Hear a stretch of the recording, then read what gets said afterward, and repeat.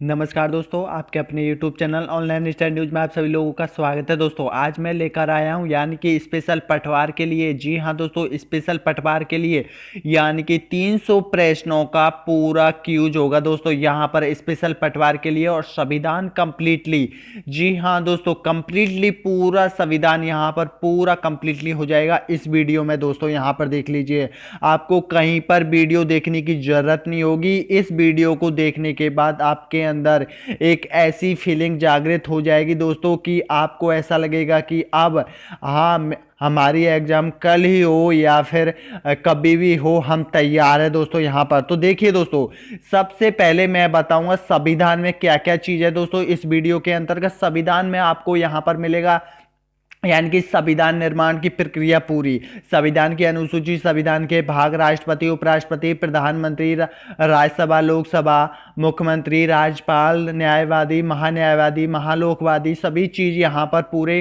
Completely होंगे दोस्तों। यहाँ पर एक भी प्रश्न यहाँ पर नहीं छूटेगा, पूरा संविधान आपको कंप्लीटली कराऊंगा दोस्तों यहाँ पर। तो बने रहिए हमारे यूट्यूब चैनल के साथ और सब्सक्राइब जरूर कर लीजिए दोस्तों। यहाँ पर चैनल को सब्सक्राइब जरूर कर लीजिए और वीडियो को लाइक अभी से कर लीजिएगा दोस्तों, या फिर बाद में कर लेना। तो चलते हैं पहला क्वेश्चन, भारतीय संविधान सभा का गठन कब हुआ था बताइएगा दोस्तों। तो इसका सही आंसर हो जाएगा यानी कि 1946 में हुआ था। भारतीय संविधान का गठन 1946 में हुआ था। भारत की संविधान सभा किसके अनुसार गठित की गई थी बताइएगा दोस्तों। तो इसका सही आंसर क्या हो जाएगा? तो इसका सही आंसर हो जाएगा कैबिनेट मिशन योजना के तहत भारतीय संविधान सभा का गठन किया गया था। अगला क्वेश्चन देख लीजिए, कैबिनेट मिशन योजना के अनुसार संविधान सभा में कुल कितने सदस्यों का होना था? तो बताइए दोस्तों, कितने सदस्य तय किए गए थे, सदस्य कितने होने थे? तो इसका सही आंसर क्या हो जाएगा? 389 सदस्य चुने गए थे दोस्तों। यहां पर कुल सदस्य 389 होना अति आवश्यक था। अगला क्वेश्चन देख लीजिए, संविधान सभा ने किस देशी रियासतों के प्रतिनिधित्व ने भाग नहीं लिया? जब संविधान सभा बनी थी तो किस देशी रियासत ने इसमें भाग नहीं लिया था दोस्तों? तो इसका सही आंसर क्या हो जाएगा? हैदराबाद। हैदराबाद एक ऐसी रियासत थी जिसने संविधान सभा में भाग नहीं लिया था दोस्तों यहाँ पर। अगला क्वेश्चन देख लेते हैं, भीमराव अंबेडकर का संविधान सभा में निर्वाचन कहां से हुआ था बताइएगा। तो इसका सही आंसर क्या हो जाएगा? तो इसका सही आंसर हो जाएगा पश्चिम बंगाल से हुआ था दोस्तों। यहां पर भीमराव अंबेडकर का प्रथम बार यानी कि पहली बार संविधान सभा का जो गठन हुआ था, सदस्य चुने गए थे, वो पश्चिम बंगाल से चुना गया था। फिर इसके बाद बॉम्बे से चुना गया था दोस्तों यहां पर, इसके बाद बॉम्बे से चुना गया था। लेकिन प्रथम बार जब संविधान सभा का गठन हुआ था तो पश्चिम बंगाल से चुना गया था भीमराव अंबेडकर को। अगला क्वेश्चन है, भारतीय संविधान को किसने बनाया बताइएगा दोस्तों। भारतीय संविधान को किसने बनाया था? ऑप्शन आपके सामने, संविधान सभा ने, भारतीय संसद ने, गवर्नर ने, ब्रिटेन संसद ने। तो इसका सही आंसर हो जाएगा संविधान सभा ने बनाया था। किसको? भारतीय संविधान को संविधान सभा ने बनाया था दोस्तों यहाँ पर। अगला क्वेश्चन देख लीजिए, भारतीय संविधान सभा की स्थापना हुई थी बताइएगा दोस्तों। भारतीय संविधान सभा की स्थापना कब हुई थी? तो इसका सही आंसर है, बहुत बार एग्जाम में रिपीट हो चुका है, यानी कि 9 दिसंबर 1946 को भारतीय संविधान सभा की स्थापना की गई थी दोस्तों यहाँ पर। अगला क्वेश्चन देख लीजिए, संविधान सभा का पहला सत्र प्रारंभ हुआ था। संविधान सभा का पहला सत्र प्रारंभ हुआ था, कब हुआ था दोस्तों? तो इसका सही आंसर क्या हो जाएगा? बिल्कुल सही है, यहाँ पर 9 दिसंबर 1946 को। जी हाँ दोस्तों, 9 दिसंबर 1946 को संविधान सभा की पहली बैठक हुई थी दोस्तों यहाँ पर, संविधान सभा बनाने के लिए, संविधान को बनाने के लिए। देखिए दोस्तों, वीडियो अच्छा लग रहा है तो ही आगे बढ़िएगा दोस्तों। यहां पर पूरा कंप्लीटली संविधान में आपको करा रहा हूं दोस्तों। अभी तक किसी भी यूट्यूब चैनल ने इस तरह की आपकी क्लास नहीं ली होगी दोस्तों। यहां पर 300 क्वेश्चनों का क्यूज मैं इस वीडियो के माध्यम से करा रहा हूं दोस्तों कंप्लीटली। आपको कहीं भी कोई भी क्लास पढ़ने की जरूरत नहीं होगी इसके बाद। अगला देख लीजिए, संविधान सभा में स्थायी अध्यक्ष कौन था बताएगा दोस्तों। संविधान सभा में स्थायी अध्यक्ष कौन था? तो इसका सही आंसर हो जाएगा सच्चिदानंद सिन्हा। सॉरी, इसका सही आंसर हो जाएगा स्थायी, बिल्कुल सही है। इसका सही आंसर हो जाएगा डॉक्टर राजेंद्र प्रसाद था, स्थायी अध्यक्ष था, और अस्थायी सच्चिदानंद था दोस्तों। यहां पर बिल्कुल सही है, जल्दबाजी में बोलने में गलती हो गई। तो इसका सही आंसर हो जाएगा डॉक्टर राजेंद्र प्रसाद हो गया, तो हो गया जाएगा दोस्तों। अगला है, संविधान सभा के स्थायी अध्यक्ष कौन थे? संविधान सभा के स्थायी अध्यक्ष हो जाएगा दोस्तों सच्चिदानंद सिन्हा हो जाएगा। ऑप्शन नंबर यहां पर राइट हो जाएगा बी। अगला है, संविधान सभा ने संविधान को अंतिम रूप किस दिन पारित किया था? बताइएगा दोस्तों, संविधान सभा पारित कब किया था? तो इसका सही आंसर हो जाएगा 24 जनवरी 1950 को संविधान सभा को पारित किया था। और अंगीकृत कब किया था दोस्तों? 26 जनवरी को किया था। अगला क्वेश्चन देख लेते हैं। संपूर्ण भारतीय संविधान के निर्माण में संविधान सभा को कितना समय लगा था? बताइए, जब संविधान कंप्लीटली बन गया था तो उसमें कितना समय लगा था? समय बहुत बार पूछा गया है, तो इसका सही आंसर क्या हो जाएगा? तो इसका सही आंसर हो जाएगा 2 वर्ष 11 माह और 18 दिन का समय लगा था संविधान बनाने में। जी हाँ दोस्तों, भारत का जो संविधान है उसको बनाने में 2 वर्ष और 11 माह और 18 दिन का समय लगा था।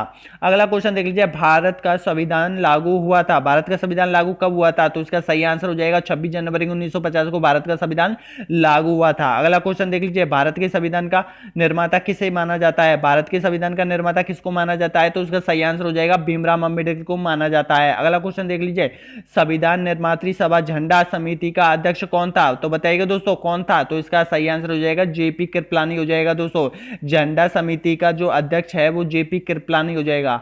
अगला है, भारतीय संविधान सभा ने भारतीय राष्ट्रीय ध्वज की रूपरेखा को अंगीकार किया था? बताइएगा दोस्तों, यानी कि जो ध्वज है उसकी रूपरेखा को अंगीकार कब किया था? तो इसका सही आंसर हो जाएगा 22 जुलाई 1947 को। ऑप्शन नंबर ए यहां पर राइट हो जाएगा, 22 जुलाई 1947 को। अगला है, प्रारूप समिति के अध्यक्ष कौन थे? बताइएगा दोस्तों, प्रारूप समिति के अध्यक्ष कौन थे? तो इसका सही आंसर हो जाएगा डॉक्टर भीमराव अंबेडकर थे। प्रारूप समिति के अध्यक्ष डॉक्टर भीमराव अंबेडकर थे। भारतीय संविधान संघ शक्ति समिति का अध्यक्ष कौन था? बताइएगा दोस्तों, तो इसका सही आंसर क्या हो जाएगा? तो बिल्कुल सही है, यानी कि पंडित जवाहरलाल नेहरू भारतीय संविधान की संघ समिति का अध्यक्ष था दोस्तों यहां पर। अगला देख लीजिए, संविधान सभा में महिला सदस्यों की संख्या कितनी तय की गई थी और कितनी थी दोस्तों? संविधान सभा में महिला सदस्यों की संख्या 15 थी। ऑप्शन नंबर ए यहां पर राइट हो जाएगा दोस्तों यहां पर। अगला देख लीजिए, यानी कि भारतीय संविधान में राष्ट्रगान और राष्ट्रगीत को अपनाया गया था। बताओ कब अपनाया गया था? किसको? राष्ट्रगान और राष्ट्रगीत को कब अपनाया गया था? तो इसका सही आंसर हो जाएगा 24 जनवरी 1950 को अपनाया गया था। जी हाँ दोस्तों, अगर इनको आप प्रत्यक्ष रूप से करना चाहते हो, इन क्यूज को आप प्रत्यक्ष रूप से करना चाहते हो, तो आप हमारे टेलीग्राम से जुड़ सकते हो दोस्तों। आपकी लिंक मैं आपको बता दूंगा, हमारे टेलीग्राम की लिंक वीडियो की नीचे डल रही है। और यहाँ पर पिंकेश कुमार मीना के नाम से हमारा टेलीग्राम ग्रुप है जिसमें 17,000 मेंबर जुड़े हुए हैं दोस्तों। वहां पर रोज क्यूज होती है, रोज क्लास होती है, रोज 150 लड़के रोज लाइव क्लास लेते हैं दोस्तों। यहाँ पर 100-200 से रोज लाइव क्लास लेते हैं दोस्तों यहाँ पर, तो ऐसा मौका मत जाने दो दोस्तों यहाँ पर। अगला है, किस अधिनियम की प्रमुख विशेषता प्रांतीय स्वायत्तता की थी दोस्तों? बताइएगा। तो इसका सही आंसर हो जाएगा 1935 अधिनियम की। जी हाँ दोस्तों, 1935 अधिनियम की कौन सी थी? प्रांतीय स्वायत्तता थी दोस्तों, यहाँ पर विशेषता थी। अगला है, संविधान सभा का प्रथम अधिवेशन कहां हुआ था? बताइएगा दोस्तों। तो प्रथम अधिवेशन हुआ था दिल्ली में हुआ था। ऑप्शन नंबर ए यहां पर राइट हो जाएगा, संविधान सभा का प्रथम अधिवेशन दिल्ली में हुआ था। भारतीय संविधान की आत्मा किसे कहा जाता है? बताइएगा। भारतीय संविधान की आत्मा कहा जाता है प्रस्तावना को कहा जाता है दोस्तों, यहाँ पर प्रस्तावना को कहा जाता है। अगला है, भारतीय संविधान के संदर्भ में कहा जाता है? बताइएगा दोस्तों। तो ये क्या है? तो इसका सही आंसर हो जाएगा वकीलों का स्वर कहा जाता है इसको। भारतीय संविधान को वकीलों का स्वर कहा जाता है, मौलिक संविधान नहीं है, वकीलों का स्वर कहा जाता है। किसको? भारतीय संविधान के संदर्भ में कहा गया है। अगला है, भारतीय संविधान का अभिभावक कौन है? भारतीय संविधान का अभिभावक कौन है? बताइएगा दोस्तों। यानी कि भारतीय संविधान का अभिभावक हो जाएगा सर्वोच्च न्यायालय। जी हाँ दोस्तों, सर्वोच्च न्यायालय ही है जो कि भारतीय संविधान की अच्छे से व्याख्या कर सकता है। इसका सही आंसर हो जाएगा ए ऑप्शन यहाँ पर राइट हो जाएगा। और प्लीज हमें सुझाव जरूर दीजिएगा दोस्तों, वीडियो कैसा लग रहा है, वीडियो में हम क्या परिवर्तन कर सकते हैं, आप लोगों के लिए अच्छा लग रहा है तो बताइएगा दोस्तों। और कमेंट में जरूर बताइएगा कि 300 प्रश्नों में से आपने कितने प्रश्नों का हल सही दिया है। अगर आपने 250 से ऊपर प्रश्नों का सही जवाब दिया है तो वाकई में आपकी तैयारी बहुत पावरफुल है दोस्तों यहाँ पर। अगला क्वेश्चन देख लीजिए, भारतीय संविधान पर कुल कितने दिनों तक बहस हुई थी? भारतीय संविधान पर कुल कितने दिनों तक बहस हुई थी? तो इसका सही आंसर हो जाएगा 114 दिनों तक बहस हुई थी दोस्तों यहाँ पर। अगला है, यहाँ पर भारत में सर्वोच्च माना जाता है? बताइएगा दोस्तों, भारत का सर्वोच्च क्या माना जाता है? तो इसका सही आंसर हो जाएगा भारतीय संविधान को माना जाता है दोस्तों यहाँ पर। अगर आपने संविधान पहले पढ़ा होगा यानी कि नेशनल लूसेंट में पढ़ा होगा दोस्तों, वहां पर आपको ऑब्जेक्ट नहीं मिले होंगे, लेकिन इसमें आपको ऑब्जेक्ट है और ये वही क्वेश्चन है जो कि आपकी लूसेंट में दे रखे हैं, लेकिन लूसेंट में यहां पर हमने ऑब्जेक्ट टाइप क्वेश्चन जो एग्जाम में आए हुए थे दोस्तों वो हमने यहां पर आप लोगों के लिए लेकर आया हूं दोस्तों यहां पर। और पटवार के लिए स्पेशली ये है दोस्तों, 100% यहां से क्वेश्चन उठकर आएंगे, बहुत सारे क्वेश्चन पूछे जाएंगे 6 चरणों की एग्जाम में, तो इसलिए इस कॉन्सेप्ट को पूरा ही देखिएगा दोस्तों। अगला है भारतीय संविधान निर्माण के बाद इसमें कुल कितने अनुच्छेद थे, बताइएगा दोस्तों। भारतीय संविधान निर्माण के बाद इसमें कुल कितने अनुच्छेद थे भारतीय संविधान में, तो 395 अनुच्छेद थे। अब तो ये बढ़कर हो गए थे, बहुत ज्यादा हो गए थे दोस्तों, तो पहले 395 थे। अगला देख लीजिए, भारतीय संविधान में सर्वाधिक प्रभाव किस अधिनियम का पड़ा था, बताइएगा दोस्तों। तो इसका सही आंसर हो जाएगा अधिनियम 1935 का प्रभाव पड़ा था, यानी कि जो अधिनियम 1935 है उसमें से सर्वाधिक अनुच्छेद लिए गए थे दोस्तों भारतीय संविधान को बनाने में। ये इसका बहुत अधिक योगदान रहा था, किसका, अधिनियम 1935 का दोस्तों यहां पर। अगला है भारत का प्रथम राष्ट्रपति चुना गया था दोस्तों यहां पर, यानी कि प्रथम राष्ट्रपति किसको चुना गया था, तो इसका सही आंसर हो जाएगा डॉक्टर राजेंद्र प्रसाद को चुना गया था दोस्तों यहां पर, भारत का प्रथम राष्ट्रपति चुना गया था। अगला है विश्व का सबसे बड़ा लिखित व सर्वाधिक व्यापक संविधान किस देश का है, बताइएगा दोस्तों। तो ये हो जाएगा भारत का सबसे बड़ा लिखित संविधान है दोस्तों यहां पर। अगला है भारत के संविधान में भारत को माना गया है, बताइएगा दोस्तों। तो इसका सही आंसर क्या हो जाएगा, तो इसका सही आंसर हो जाएगा राज्यों का यूनियन माना गया है। भारत को क्या माना गया है, राज्यों का यूनियन माना गया है। और प्लीज वीडियो को शेयर करना ना भूले दोस्तों, वीडियो को शेयर जरूर कीजिएगा, अपने भाइयों के साथ शेयर जरूर कीजिएगा ताकि उनको भी इसको इस तरह का वीडियो मिले दोस्तों, एक ही जगह पे पूरा कॉन्सेप्ट क्लियर हो। भारतीय संविधान का सबसे अधिक प्रभाव किसका पड़ा था दोस्तों, ये देखिए घुमा घुमा कर प्रश्न पूछे गए हैं दोस्तों यहाँ पर, कंफ्यूज मत होना। तो इसका सही आंसर हो जाएगा भारत सरकार अधिनियम 1935 का। जी हाँ दोस्तों, ये जो भारत सरकार अधिनियम बनाया था ये भारत सरकार ने बनाया था और ये 1935 बनाया था दोस्तों, सबसे अधिक प्रभाव पड़ा था संविधान पर इसका। अगला क्वेश्चन देख लीजिए, भारतीय संविधान में संसदीय शासन प्रणाली किस देश से ग्रहण की गई है, किस देश से ली गई है, बताइएगा दोस्तों। तो इसका सही आंसर हो जाएगा इंग्लैंड से ली गई है दोस्तों, इंग्लैंड से ली गई है, ब्रिटेन से ली गई है दोस्तों। संसदीय शासन प्रणाली सबसे पहले ब्रिटेन में लागू की गई थी दोस्तों, उसको ही आधार मानकर भारत में लागू की गई थी दोस्तों। अगला है भारतीय संविधान में नीति निर्देशक तत्व किस देश से लिए गए हैं दोस्तों, बहुत बार एग्जाम में रिपीट हो चुका है, चाहे कैसी भी एग्जाम में देख लीजिएगा दोस्तों, तो आयरलैंड से ली गई है, आयरलैंड से नीति निर्देशक तत्व लिए गए हैं। देखिए दोस्तों ये हमारे यूट्यूब चैनल का पूरा प्रोफाइल है दोस्तों, यहाँ पर देख लीजिए, ये हमारे यूट्यूब चैनल का पूरा प्रोफाइल है, इसमें देख लीजिए यानी कि संविधान का पूरा कंप्लीटली चल रहा है यहाँ पर। और देखिए दोस्तों ये हमारे संविधान की लिंक है जो कि हमारे वीडियो के नीचे आपको मिल जाएगी। इसमें देखिए दोस्तों हमारे जो गुरुजी है सुभाष चारण जी, आशु सर जी, उनकी ही ये पुस्तक का डीपी है दोस्तों, राजस्थान चेटक इतिहास। जी हाँ दोस्तों, यहाँ पर देख लीजिए, पूरा देख लीजिए, इसमें आपको यानी कि पिंकेश मीना राजस्थान जी के, राजस्थान जी के, पटवार, पुलिस, रीट, आरपीएससी, जेल, पैरी, वन रक्षक एंड सभी भर्तियों की तैयारी करवाई जाती है दोस्तों यहाँ पर, यानी कि पूरे 22,000 प्रश्नों का क्यूज बैंक उस ग्रुप में बन के तैयार है और रोज चलाया जाता है दोस्तों यहाँ पर, रोज आपको 200 से 300 क्वेश्चन कराए जाते हैं दोस्तों इस ग्रुप में। तो जल्द ही ज्वाइन कर लीजिए इस ग्रुप को, नीचे लिंक दे रखी है दोस्तों, बिल्कुल यहाँ पर बहुत अच्छे से आपकी तैयारी होगी दोस्तों यहाँ पर। अगला क्वेश्चन देख लीजिए, भारतीय संविधान में मूल अधिकार किस देश से लिए गए हैं, मूल अधिकार किस देश से लिए गए हैं दोस्तों, बताइएगा। तो इसका सही आंसर हो जाएगा अमेरिका से ग्रहण किए गए हैं मूल अधिकार। अगला क्वेश्चन देख लीजिए, भारतीय संविधान में आपातकालीन शक्ति निम्नलिखित में से किस देश से, किस संविधान से ली गई आपातकालीन शक्ति किस संविधान से ली गई है, तो ये ली गई है जर्मनी के संविधान से ली गई है दोस्तों। आपातकाल कैसे लगाया जाता है, वो ही शक्ति जर्मनी के संविधान से ली गई है दोस्तों, यहां पर देख लीजिए। अगला देख लीजिए, भारतीय संविधान को कितने भागों में विभाजित किया गया है, भारतीय संविधान को कितने भागों में विभाजित किया गया है, इसका सही आंसर हो जाएगा 22 भागों में विभाजित किया गया है भारतीय संविधान को दोस्तों यहाँ पर। देखिए दोस्तों, वर्तमान में भारतीय संविधान में कुल कितनी अनुसूचियां हैं बताइएगा दोस्तों। वर्तमान में भारत में कुल कितनी अनुसूचियां हैं, तो इसका सही आंसर हो जाएगा 12 अनुसूचियां हैं दोस्तों यहाँ पर वर्तमान में भारत में।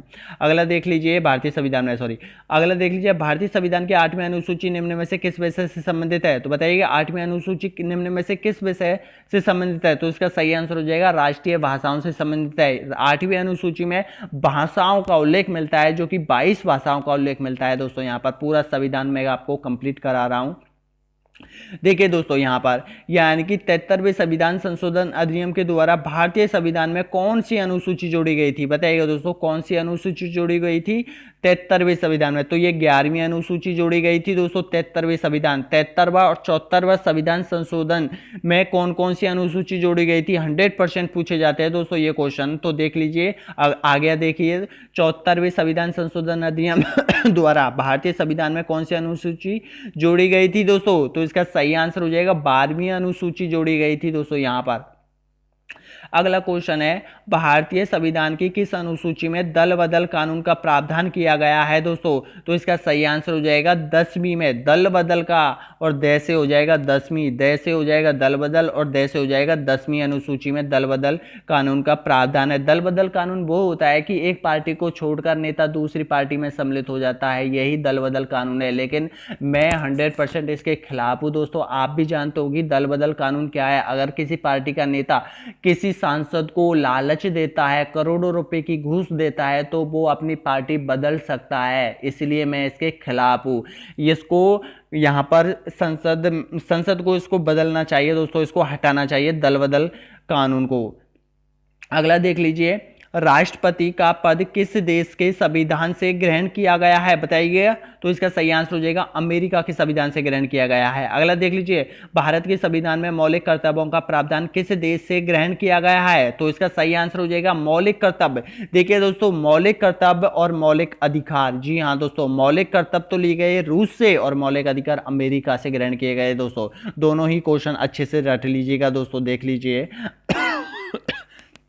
अगला क्वेश्चन है, निम्नलिखित में से प्रस्तावना की भाषा और समवर्ती सूची का प्रावधान किस देश के संविधान से ग्रहण किया गया है, बताइएगा, तो इसका सही आंसर हो जाएगा ऑस्ट्रेलिया के संविधान से लिया गया है। अगला देख लीजिए, भाषा के आधार पर निम्न में से 1 अक्टूबर 1953 को किस राज्य का गठन हुआ था, तो यह आंध्र प्रदेश का हुआ था। अगला क्वेश्चन देख लेते हैं, भारत का राष्ट्रपति किस प्रकार के आपातकालीन की घोषणा कर सकता है, बताइएगा, तो इसका सही आंसर हो जाएगा उपयुक्त सभी। जी हाँ दोस्तों, उपयुक्त सभी। भारत के संविधान के अंतर्गत कितने प्रकार की आपातकालीन की व्यवस्था पर विचार किया जा सकता है, तो इसका सही आंसर हो जाएगा 3 प्रकार की आपातकालीन लगाया जा सकता है। अगला क्वेश्चन देख लीजिए, संविधान के किस अनुच्छेद के आधार पर राष्ट्रपति देश में वित्तीय आपातकाल की घोषणा कर सकता है, वित्तीय आपातकाल की घोषणा, तो ये है 360 के अंतर्गत वित्तीय आपातकाल की घोषणा कर सकता है राष्ट्रपति।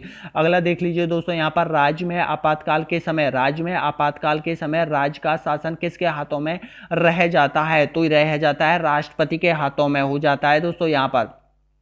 अगला देख लीजिए, देश में पहली बार राष्ट्रीय आपातकाल की घोषणा कब की गई थी, बताइएगा, तो इसका सही आंसर क्या हो जाएगा, तो इसका सही आंसर हो जाएगा जब भारत का और चीन का युद्ध हुआ था, तो उसमें देश में पहली बार आपातकाल की घोषणा की गई थी, यानी कि 1962 में अक्टूबर, जी हाँ दोस्तों, अक्टूबर 1962 में यह आपातकाल लगाया गया था देश में पहली बार दोस्तों यहाँ पर, तो इसका सही आंसर हो जाएगा 1962 में। अगला देख लीजिए, संविधान की धारा 370 का संबंध किस राज्य से था, बताइएगा दोस्तों, किस राज्य से था, तो इसका सही आंसर हो जाएगा 370 का संबंध था जम्मू कश्मीर राज्य से था। ऑप्शन नंबर यहां पर राइट हो जाएगा सी। अगला है, भारत में संघ राज्यों का प्रशासन होता है, भारत में संघ राज्यों का प्रशासन होता है, बताइए किसके द्वारा होता है, तो इसका सही आंसर हो जाएगा राष्ट्रपति के द्वारा चलाया जाता है। वहां का प्रशासन राष्ट्रपति के द्वारा चलाया जाता है, राष्ट्रपति के द्वारा वहां पर नियुक्त किए जाते हैं। अगला देख लीजिए, केंद्र केंद्र शासित प्रदेश में किसका शासन होता है? बताइएगा दोस्तों, केंद्र शासित प्रदेश में किसका शासन होता है? तो ये होता है राष्ट्रपति द्वारा नियुक्त प्रशासन को। जी हाँ दोस्तों।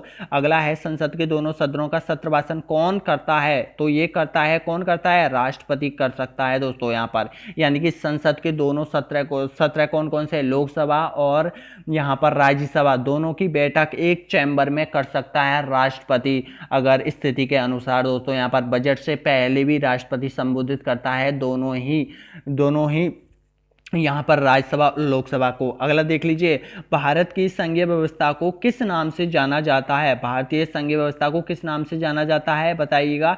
तो इसका सही आंसर हो जाएगा संसद। जी हाँ दोस्तों, संसद को जाना जाता है, व्यवस्थापिका संसद को जाना जाता है। संसद का स्थायी सदन है। बताइएगा दोस्तों, संसद का स्थायी सदन कौन सा हो जाएगा? तो ये राज्यसभा हो जाएगी, कभी भंग नहीं होती, इसलिए इसको स्थायी सदन कहा जाता है। अगला देख लीजिए, भारतीय संसद भारतीय संसद बनती है, बताइएगा दोस्तों, किन से मिलकर बनती है? तो इसका सही आंसर हो जाएगा लोकसभा, राज्यसभा एवं राष्ट्रपति से मिलकर बनती है दोस्तों। यहाँ पर लोकसभा, राज्यसभा और राष्ट्रपति से मिलकर बनती है। अगला क्वेश्चन है, भारतीय संसद के कितने अंग है? बताइएगा दोस्तों, भारतीय संसद के कितने अंग है?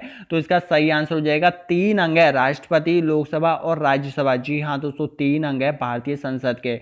अगला है, भारतीय संसद का लोकप्रिय सदन कौन सा है? तो इसका सही आंसर हो जाएगा लोकसभा हो जाएगा, लोकप्रिय सदन माना जाता है इसको भारतीय संसद का। अगला है, भारत में कार्यपालिका का अध्यक्ष कौन होता है? भारत में कार्यपालिका का अध्यक्ष होता है राष्ट्रपति होता है दोस्तों। ऑप्शन नंबर ए यहाँ पर राइट हो जाएगा, राष्ट्रपति होता है। अगला क्वेश्चन देख लीजिए, भारत का राष्ट्रपति है, बताइएगा दोस्तों क्या है? तो इसका सही आंसर क्या हो जाएगा? राज्य और सरकार दोनों का प्रधान, राज्य का प्रधान, केवल सरकार का प्रधान या फिर राज्य का प्रधान। तो इसका सही आंसर हो जाएगा राज्य का प्रधान है दोस्तों। यहाँ पर राज्यों का प्रधान हो जाएगा, क्योंकि राज्य में वो राष्ट्रपति शासन लगाता है, इसलिए उसको राज्य प्रधान कहा जाता है दोस्तों। यहाँ पर देख लीजिए। अगला है, भारतीय संविधान के अनुसार देश का प्रथम नागरिक कौन होता है? बताइएगा दोस्तों, भारतीय संविधान के अनुसार देश का प्रथम नागरिक होता है, तो बताइए, भारतीय संविधान के अनुसार देश का प्रथम नागरिक होता है तो ये राष्ट्रपति ही होता है दोस्तों, प्रथम नागरिक राष्ट्रपति होता है। अगला है, भारतीय संविधान के अनुसार संघ की कार्यपालिका शक्ति किसमें निहित होती है? बताइएगा दोस्तों, तो इसका सही आंसर हो जाएगा राष्ट्रपति में होती है, अभी राष्ट्रपति चल रहा है दोस्तों। अभी तो आपको संविधान हो गया, राष्ट्रपति हो गया, प्रधानमंत्री चलेगा, मुख्य न्यायाधीश हो जाएगा, राज्यपाल हो जाएगा, विधानसभा है, लोकसभा है, राज्यसभा है, महान्यायवादी है, चुनाव आयोग है, सभी चीजें दोस्तों। यहाँ पर अच्छे से पानी पी के, खाना खा के, अच्छे से वीडियो को पूरा कंप्लीटली करके जाना दोस्तों। यहाँ पर देख लीजिए, राष्ट्रपति का निर्वाचन किस प्रकार से होता है? अप्रत्यक्ष रूप से होता है। बिल्कुल सही है, अप्रत्यक्ष रूप से होता है, यानी कि ये एमएलए और सांसदों द्वारा राष्ट्रपति का निर्वाचन किया जाता है, बल्कि जनता द्वारा नहीं किया जाता है, इसलिए इसको अप्रत्यक्ष कहा जाता है।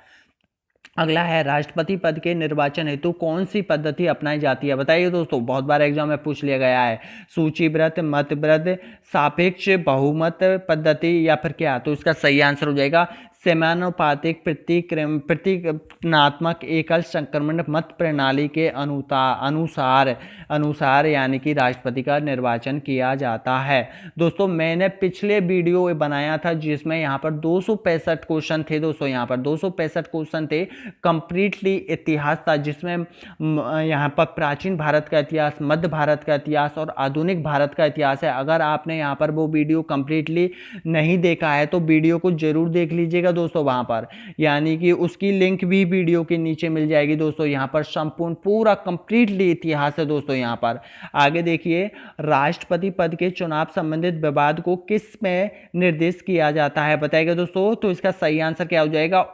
यहाँ पर क्या है क्वेश्चन देख लीजिए, क्वेश्चन को अच्छे से पढ़िएगा दोस्तों। राष्ट्रपति पद के चुनाव से संबंधित विवाद किसे निर्देशित किया जाता है? तो उसका सही आंसर हो जाएगा निर्वाचन आयोग। जी हाँ, तो सॉरी, निर्वाचन आयोग नहीं है, उच्चतम न्यायालय के द्वारा। जी हाँ दोस्तों, ये उच्चतम न्यायालय भी नहीं है दोस्तों, यहाँ पर उच्चतम न्यायालय भी नहीं है, इन पे थोड़ा कंफ्यूज है। अब मैं इसका कंफ्यूज कंप्लीटली आपको पूरा करवा देता हूँ। देखिए दोस्तों, मैंने भी इसको जल्दबाजी में पढ़ा है लेकिन अब देखो, राष्ट्रपति पद के चुनाव संबंधी विवाद को किससे निर्देशित किया जाता है? जो होता है सर्वोच्च न्यायालय। सर्वोच्च न्यायालय के द्वारा यानी कि इस तरह के विवाद को हल किया जा सकता है। सर्वोच्च न्यायालय के द्वारा हल किया जा सकता है। यानी कि यहाँ पर मैंने उच्चतम न्यायालय है तो दोस्तों यहाँ पर सर्वोच्च न्यायालय होना चाहिए था दोस्तों। तो इसलिए इसका सही आंसर हो जाएगा सर्वोच्च न्यायालय हो जाएगा। इसको सर्वोच्च न्यायालय ही कर लेना, सर्वोच्च न्यायालय ही पढ़ना। आप यहाँ पर देख लीजिए, अगला क्वेश्चन देख लीजिए।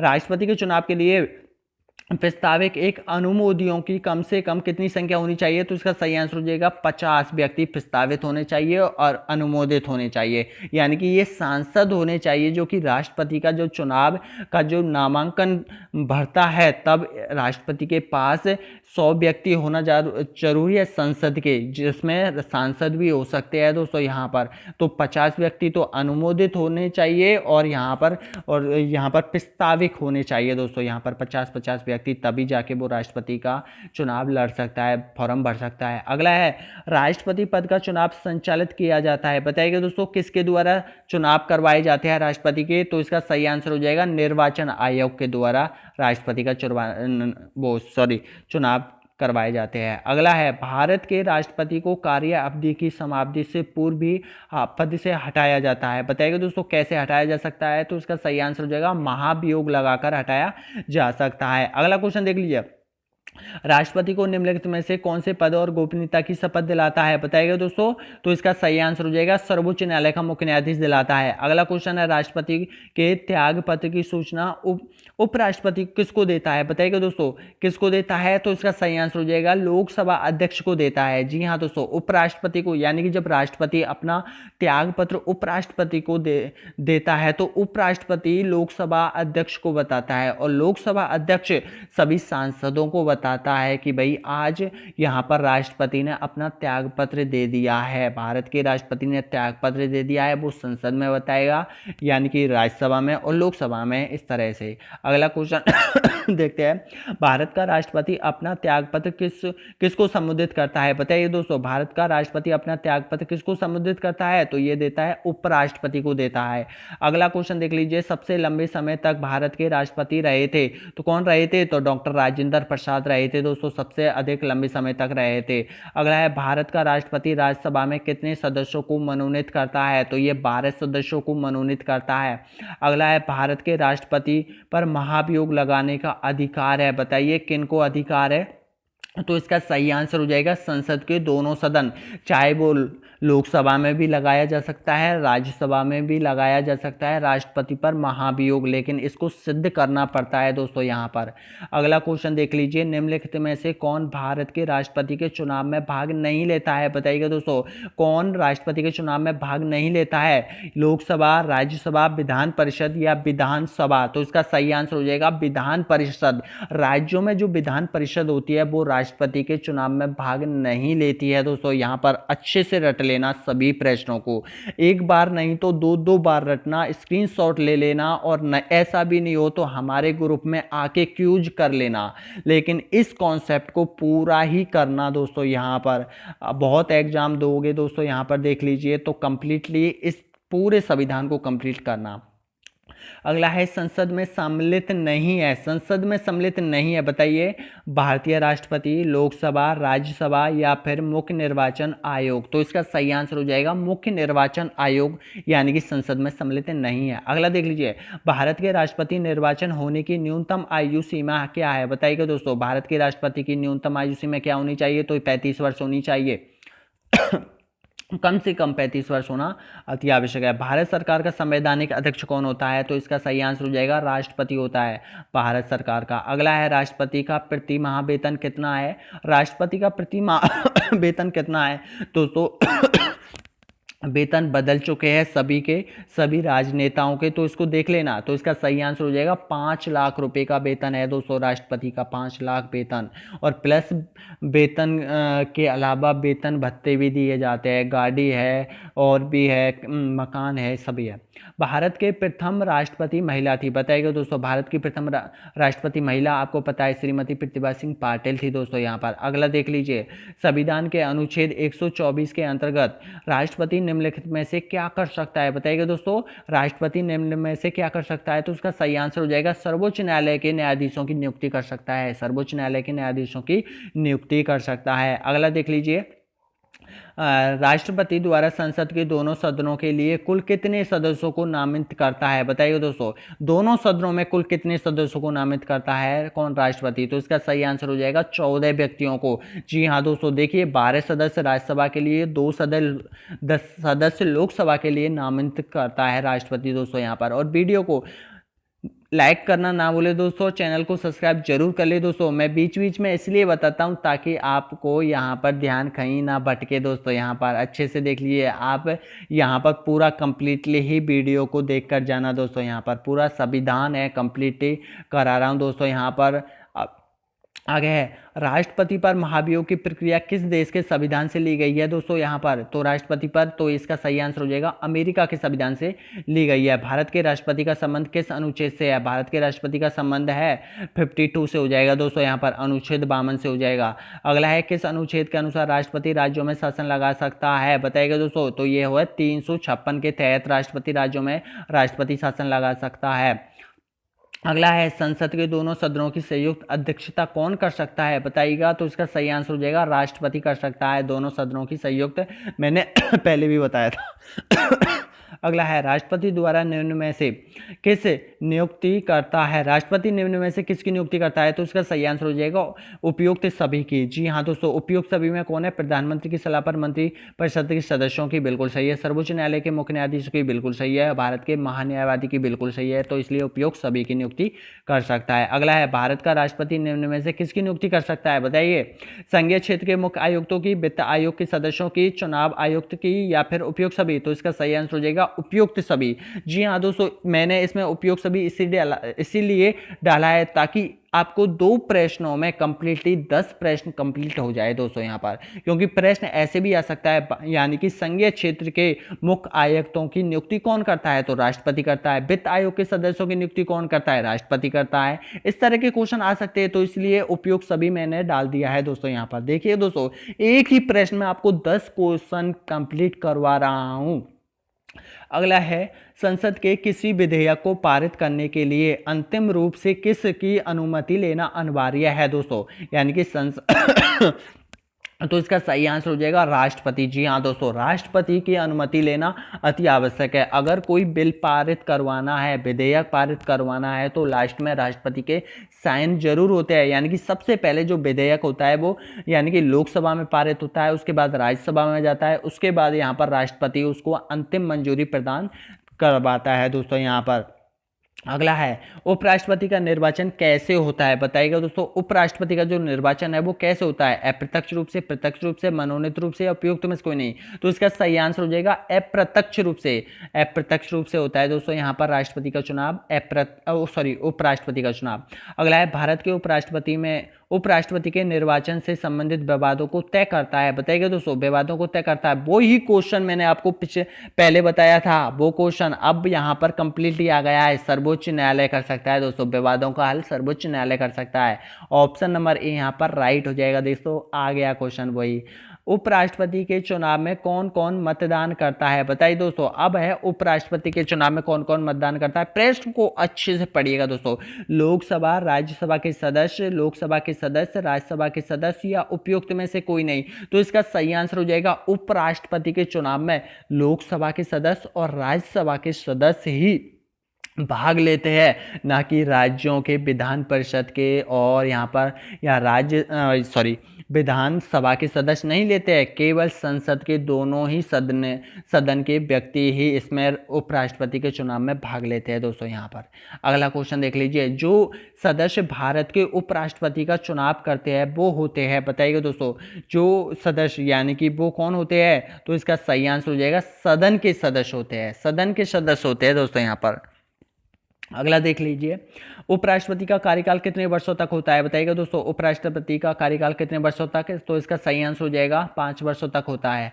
अगला है, उपराष्ट्रपति को पद की गोपनीयता की शपथ कौन दिलाता है? तो इसका सही आंसर हो जाएगा राष्ट्रपति दिलाता है। अगला क्वेश्चन है, उपराष्ट्रपति को प्रतिमाह वेतन कितना मिलता है? अब देखिए, पहले राष्ट्रपति का वेतन आपको बताया था, अब उपराष्ट्रपति का वेतन हो जाएगा, कितना मिलता है? तो इसका सही आंसर हो जाएगा 4 लाख रुपए मिलता है। किसको? उपराष्ट्रपति को 4 लाख रुपए मिलता है, राष्ट्रपति को 5 लाख रुपए मिलता है। दोस्तों यहाँ पर एक एक क्वेश्चन कंप्लीट करवा रहा हूँ इस वीडियो के माध्यम से। अगर ये आपने पूरा नहीं देखा है तो दोस्तों यहाँ पर फिर से आपको पढ़ना पड़ेगा, फिर से आपको किताब उठाकर देखनी पड़ेगी, हर कॉन्सेप्ट उठाकर देखना पड़ेगा। तो यहाँ पर एक ही वीडियो में मैं कंप्लीट ही करवा रहा हूँ दोस्तों, यहाँ पर देख लीजिए भैया। अगला है, भारत का प्रथम उपराष्ट्रपति था, भारत का प्रथम उपराष्ट्रपति का कौन था? बताइएगा दोस्तों। तो इसका सही आंसर क्या हो जाएगा? भारत का प्रथम उपराष्ट्रपति कौन था? तो इसका सही आंसर हो जाएगा डॉक्टर राधाकृष्णन। जी हाँ दोस्तों, डॉक्टर राधाकृष्णन था। अगला क्वेश्चन देख लीजिए, भारत का उपराष्ट्रपति किसका पदेन सभापति होता है? किसका पदेन सभापति होता है? तो ये राज्यसभा का पदेन सभापति होता है। सही आंसर ऑप्शन ए। उपराष्ट्रपति का निर्वाचन किसके द्वारा किया जाता है? तो ये संसद के द्वारा किया जाता है दोस्तों यहाँ पर। अगला है, भारत में कुल कितने उच्च न्यायालय है? अब देखिए दोस्तों, भारत में कुल कितने उच्च न्यायालय है ये बताइएगा। तो इसमें कंफ्यूज मत होइएगा दोस्तों, यहाँ पर 25 है। जी हाँ दोस्तों, 25 है उच्च न्यायालय, 25 है। आंध्र प्रदेश में और बन गया है, आंध्र प्रदेश में बनने के लिए मंजूरी प्रदान कर दी थी, पहले 24 थे। तो इसका सही आंसर हो जाएगा 25 हो जाएगा। भारत में कितने उच्च न्यायालय है? तो 25 हो जाएगा दोस्तों। 25 अपने माइंड में बैठा लो, 25 है, बहुत बार पूछा जाएगा दोस्तों, और पूछा जा चुका है, ये क्वेश्चन है। अगला है, यहाँ पर देख लीजिए, भारतीय संविधान की व्याख्या कौन कर सकता है? भारतीय संविधान की व्याख्या कर सकता है सर्वोच्च न्यायालय। जी हाँ दोस्तों, सर्वोच्च न्यायालय भारतीय संविधान की अच्छे से व्याख्या कर सकता है। अगला है, भारत के सर्वोच्च न्यायालय की स्थापना हुई थी, बताइए दोस्तों कब हुई थी? तो इसका सही आंसर क्या हो जाएगा? भारत के अधिनियम 1935 के अधीन हुई थी। जी हाँ दोस्तों, अधीन हुई थी। अगला है, भारत के कार्यवाहक मुख्य न्यायाधीश की नियुक्ति कौन करता है? बताइएगा दोस्तों। तो इसका सही आंसर हो जाएगा राष्ट्रपति करता है। अगला क्वेश्चन देख लीजिए, भारत में न्यायपालिका का स्वरूप है तो एकीकृत है दोस्तों, यहाँ पर एकीकृत न्यायपालिका है दोस्तों यहाँ पर। अगला देख लीजिए, राष्ट्रपति कानून मामले में किस से परामर्श ले सकता है? राष्ट्रपति कानून मामले में किस से परामर्श ले सकता है? तो ये ले सकता है सर्वोच्च न्यायालय से ले सकता है दोस्तों, परामर्श ले सकता है। अगला क्वेश्चन देख लेते हैं, सर्वोच्च न्यायालय के क्षेत्र अधिकार वृद्धि करने का अधिकार किसको प्राप्त है? बताइएगा दोस्तों, राष्ट्रपति को, मंत्रिपरिषद को, सर्वोच्च न्यायालय को या संसद को?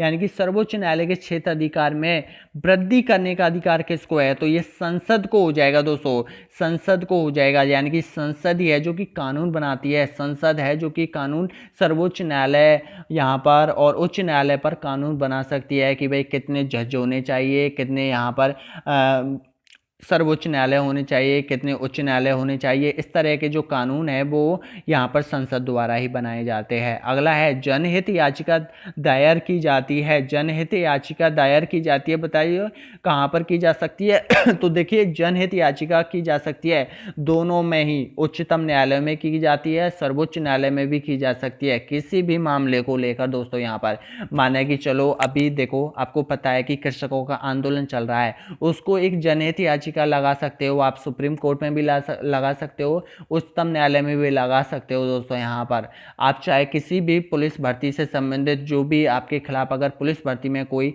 लफड़ा होता है तो उसमें भी आप जनहित याचिका लगा सकते हो, आपके लिए ये अधिकार यहाँ पर दे रखा है संविधान ने दोस्तों यहाँ पर। अगला देख लीजिए, सर्वोच्च न्यायालय के प्रथम मुख्य न्यायाधीश कौन थे? बताइए दोस्तों। तो इसका सही आंसर हो जाएगा हीरालाल कानेरिया। जी हाँ दोस्तों, हीरालाल कानेरिया। मैं दोस्तों इस वीडियो को बहुत ही अच्छे से इसलिए बता रहा हूँ क्योंकि ये संविधान है और संविधान से बहुत क्वेश्चन पूछे जाते हैं दोस्तों। मैं नहीं चाहता कि आप है ना जल्दबाजी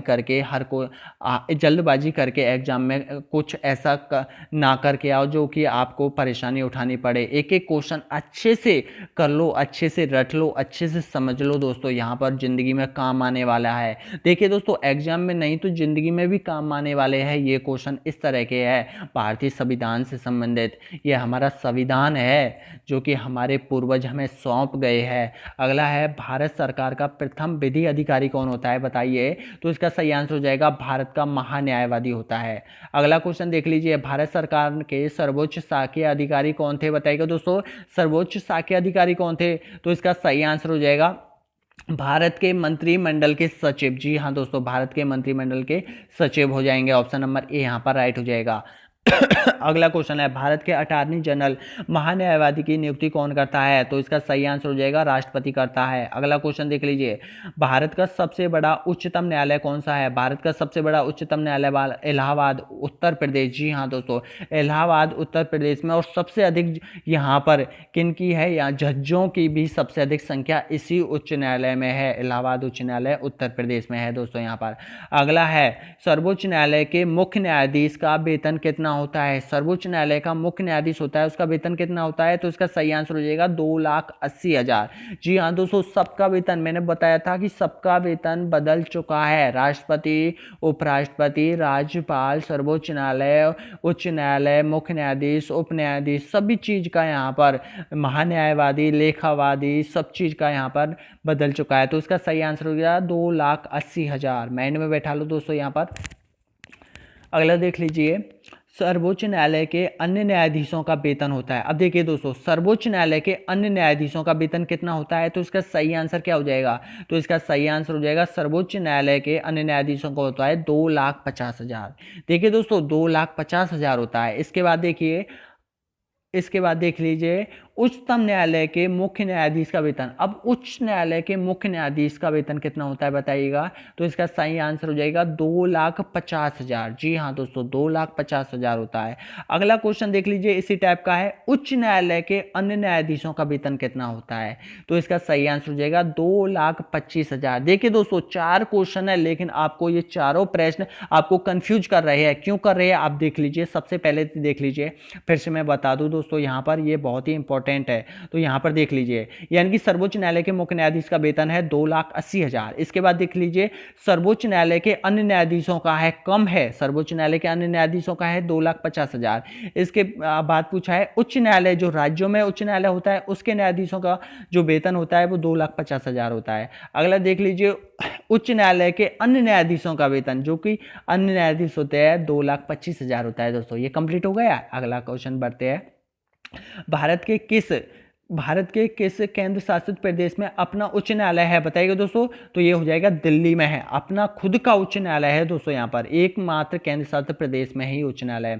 संसद का स्थायी सदन उच्च सदन है बताइएगा दोस्तों, स्थायी सदन और उच्च सदन कौन सा है, तो इसका सही आंसर हो जाएगा यहाँ पर राज्यसभा। जी हाँ दोस्तों, सॉरी, राज्यसभा हो जाएगा यहाँ पर, क्योंकि राज्यसभा कभी भंग नहीं होती है और ये स्थायी सदन होता है और ये उच्च सदन कहा जाता है दोस्तों यहाँ पर। तो इसका सही आंसर हो जाएगा क्या, जी हाँ दोस्तों, राज्यसभा हो जाएगी दोस्तों यहाँ पर। बी ऑप्शन यहाँ पर राइट हो जाएगा। अगला क्वेश्चन देख लीजिए, राज्यसभा के स्थायी सदन को कहते हैं, राज्यसभा को स्थायी सदन कहते हैं, क्यों कहा जाता है, क्योंकि इसका विघटन नहीं होता है दोस्तों यहाँ पर, यानी कि इसका विघटन नहीं होता है। अगला क्वेश्चन देख लीजिए, वर्तमान में राज्यसभा के सदस्यों की अधिकतम संख्या कितनी हो सकती है बताइएगा दोस्तों। राज्यसभा के सदस्यों की अधिकतम संख्या कितनी हो सकती है, तो ये 250 हो सकती है दोस्तों, यहाँ पर वर्तमान में 245 है। अगला है, वर्तमान में राज्यसभा के सदस्यों की प्रभावी संख्या कितनी है, तो राज्यसभा के प्रभावी संख्या हो जाएगी 245 हो जाएगी दोस्तों। वर्तमान में सदस्यों की संख्या 245 है। राज्यसभा के लिए राष्ट्रपति द्वारा कितने सदस्य नामित करते हैं, तो ये 12 सदस्य नामित करते हैं। अगला है, राज्यसभा में प्रतिनिधित्व होता है, तो राज्यसभा में जो प्रतिनिधित्व होता है तो वो संघ शासित क्षेत्र का उपयुक्त में से दोनों का होता है दोस्तों, राज्यों का भी होते हैं और संघ शासित प्रदेशों से भी सांसद चुनकर जाते हैं, किसमें, राज्यसभा में जाते हैं दोस्तों। यहाँ पर देख लीजिए, अगला है, राज्यसभा में किस राज्य के प्रतिनिधियों की संख्या सर्वाधिक है, तो दोस्तों यहाँ पर हो जाएगी उत्तर प्रदेश। उत्तर प्रदेश पहले नंबर पर आता है, चाहे वो विधानसभा की सीट है, विधान परिषद की सीट है, लोकसभा की सीट है, राज्यसभा की सीट है, जनसंख्या है, सबके लिए उत्तर प्रदेश पहले स्थान पर होता है। अगला है उत्तर प्रदेश में, उत्तर प्रदेश से राज्यसभा के लिए कितने सदस्य चुने जाते हैं बताइए दोस्तों। तो इसका सही आंसर हो जाएगा 31 सदस्य चुने जाते हैं। अगला है राज्यसभा के चुनाव हेतु एक सदस्य की आयु निम्न में से कम होनी चाहिए बताइएगा दोस्तों। एक सदस्य की आयु निम्न में से कम होनी चाहिए किसके चुनाव के लिए, यानी कि राज्यसभा के चुनाव के लिए यहाँ पे 30 होनी चाहिए, 30 वर्ष होना अति आवश्यक है। अगला है राज्यसभा के सदस्यों की न्यूनतम आयु, राज्यसभा के सदस्यों की न्यूनतम आयु क्या होनी चाहिए। तो इसका सही आंसर हो जाएगा दोस्तों यहाँ पर न्यूनतम आयु होनी चाहिए राज्यसभा के लिए 30 वर्ष होनी चाहिए। अगला है राज्यसभा के सदस्यों का कार्यकाल कितने वर्ष तक होता है। तो इसका सही आंसर हो जाएगा 6 वर्ष का होता है दोस्तों यहाँ पर। अगला है राज्यसभा के सदस्य चुने जाते हैं, बताइएगा दोस्तों राज्यसभा के सदस्य चुने जाते हैं तो ये 6 वर्ष के लिए चुने जाते हैं। देखिए दोस्तों प्रश्न को घुमा फिराकर पूछे गए हैं, सभी क्वेश्चन प्रश्न को घुमा फिराकर पूछे गए दोस्तों। अगर आप भी यहाँ पर कंफ्यूज मत हो ना एग्जाम हॉल में, जब आप एग्जाम देने जाओगे तो यहाँ पर प्रश्न को अच्छे से पढ़ना दोस्तों, यहाँ पर अच्छे से पढ़ना। मैं बार बार कहता हूँ कि अगर जानते हुए क्वेश्चन को आप गलत करके आते हो तो दोस्तों ये बहुत बड़ी खामी होगी दोस्तों यहाँ पर, क्योंकि आपको पता है कि एक क्वेश्चन गलत करने पर आप लगभग 50 से 1 लाख स्टूडेंटों से पीछे जा सकते हो दोस्तों, और पीछे जा सकते हो दोस्तों यहाँ पर। तो एक भी क्वेश्चन आपको जानते हुए भी गलत नहीं करना है, अच्छे से पढ़ लेना है प्रश्न को। अगला है राज्यसभा को भंग करने का अधिकार किससे प्राप्त है। राज्यसभा को भंग करने का अधिकार किसको है बताइएगा। तो यहाँ पर उपयुक्त में से कोई नहीं है दोस्तों यहाँ पर। अगला है राज्यसभा का सभापति कौन होता है। राज्यसभा का सभापति होता है ये उपराष्ट्रपति होता है दोस्तों यहाँ पर। अगला देख लीजिए किस सदन में अध्यक्ष उस सदन का सदस्य नहीं होता है, बताइए दोस्तों किस सदन में अध्यक्ष उस सदन का सदस्य नहीं होता है। तो ये हो जाता है राज्यसभा का। जी हाँ दोस्तों राज्यसभा का नहीं होता है। राज्यसभा के सदस्यों का निर्वाचन होता है, राज्यसभा के सदस्यों का निर्वाचन होता है तो दोस्तों बताइएगा किससे होता है। तो ये होता है सीधे जनता के द्वारा। राज्यसभा के सदस्यों का निर्वाचन होता है, राज्यों के विधानसभा निर्वाचित सदस्यों का होता है दोस्तों यहाँ पर। बिल्कुल सही आंसर यहाँ पर राइट हो जाएगा, ए ऑप्शन यहाँ पर राइट हो जाएगा दोस्तों। यहाँ पर देखिए राज्यों के विधानसभा के निर्वाचित सदस्य दोस्तों। और प्लीज मेरे को कमेंट में जरूर बताइएगा दोस्तों इसका, और अगर आपके पास कंफ्यूज है तो मेरे को क्लियर करके और बता देना दोस्तों यहाँ पर। तो इसका सही आंसर हो जाएगा राज्य के विधान सदस्य, और मेरे को आप भी बताना कमेंट में करके।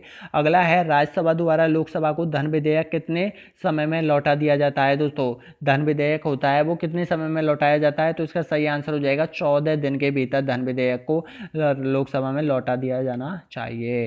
राज्यसभा एक है, कौन सा है, स्थायी सदन है, अस्थायी सदन है। तो इसका सही आंसर हो जाएगा स्थायी सदन है, जो कि कभी भंग नहीं होता है। निम्न में से कौन जनता द्वारा प्रत्यक्ष रूप से निर्वाचन सदस्य है, निर्वाचित सदन है। तो इसका सही आंसर हो जाएगा लोकसभा। जी हाँ दोस्तों लोकसभा है जो कि जनता के द्वारा यहाँ पर सीधे ही जो विधायक होते हैं, सांसद होते हैं, वो चुनकर आते हैं लोकसभा में ही जनता के द्वारा, यानी कि यहाँ पर प्रत्यक्ष रूप से। अगला है भारत में लोकसभा किसका प्रतिनिधित्व करता है। तो ये करता है भारतीय जनता का करता है दोस्तों यहाँ पर। अगला है मूल संविधान में लोकसभा सदस्यों की संख्या कितनी निर्धारित की गई है। मूल संविधान में लोकसभा सदस्यों की संख्या कितनी निर्धारित की गई थी। तो इसका सही आंसर हो जाएगा 500 की गई थी, लेकिन अब बढ़ा दिया गया है। जैसे जैसे जनसंख्या बढ़ती जाएगी उसी तरह से इन सीटों का भी बढ़ा दिया जाएगा दोस्तों। लेकिन 2026 तक निर्धारित की गई है कि यहाँ पर फिक्स होनी चाहिए, लोकसभा की सीटें होनी चाहिए यहाँ पर 552 होनी चाहिए, तो इतनी ही रहेगी। अगला क्वेश्चन है लोकसभा की अधिकतम सदस्य संख्या कितनी हो सकती है। तो इसका सही आंसर हो जाएगा दोस्तों कितनी हो सकती है। तो इसकी 552 हो सकती है अधिकतम। ये कब तक रहेगी, 2026 तक रहेगी। उसके बाद यहाँ पर संसद इसको बढ़ा सकती है दोस्तों यहाँ पर संसद के अनुसार। अगला है वर्तमान में लोकसभा सदस्यों की प्रभावी संख्या कितनी है। तो बताइए दोस्तों, तो इसका सही आंसर हो जाएगा 45, 545 सदस्य है। वर्तमान में राष्ट्रपति कितने सदस्यों को लोकसभा के लिए नामांकित करता है। तो उसका सही आंसर हो जाएगा 2 सदस्यों को नामांकित करता है। लोकसभा के अध्यक्ष को कौन चुनता है, लोकसभा के अध्यक्ष को कौन चुनता है बताइएगा दोस्तों। तो इसका सही आंसर क्या हो जाएगा, लोकसभा के सदस्य ही चुनते हैं दोस्तों यहाँ पर। ऑप्शन नंबर ए यहाँ पर राइट हो जाएगा। किस राज्य में लोकसभा की सर्वाधिक सीटें हैं बताइएगा दोस्तों, किस राज्य में लोकसभा की सर्वाधिक सीटें हैं। तो इसका सही आंसर हो जाएगा उत्तर प्रदेश में। दी यहाँ दोस्तों उत्तर प्रदेश में सर्वाधिक सीटें है। और प्लीज मेरे को कॉमेंट में बताइए कि उत्तर प्रदेश में लोकसभा की कितनी सीटें हैं, ये मेरे को कमेंट करके बता दीजिएगा दोस्तों। किस किस को याद है, किस किस को पता है कि लोकसभा की सीटें यूपी में कितनी है, बता देना दोस्तों। राज्यसभा की सीटें तो 31 है, लेकिन लोकसभा की सीटें और मेरे को बता देना दोस्तों यहाँ पर कमेंट में बताना। अगला है लोकसभा के लिए प्रथम आम चुनाव कब हुए थे, तो इसका सही आंसर हो जाएगा 1952 में हुए थे। बजट सबसे पहले किस सदन में पारित किया जाता है, तो ये लोकसभा में किया जाता है। अगला है भारतीय संसद में सम्मिलित है, भारतीय संसद में सम्मिलित है, बताइएगा दोस्तों। ये हो जाएंगे लोकसभा राज्यसभा। जी हाँ दोस्तों, भारतीय संसद में सम्मिलित है दोनों ही।